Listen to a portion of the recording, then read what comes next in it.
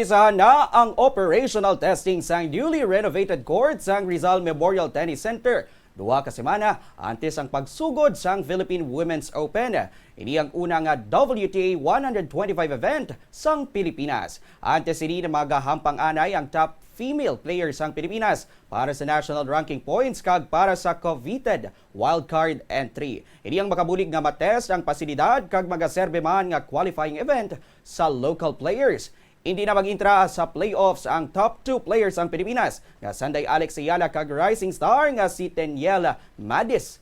Sang M. Lang Cotabato mangud nahatagan na sila sang wildcards. Magadepende pa sa resulta sang Australian Open kung makahampang si Ayala diri sa Pilipinas. Inibangod ang main draw sang Philippine Women's Open ang dungan man sa ikaduha nga semana sang Grand Slam sa Melbourne.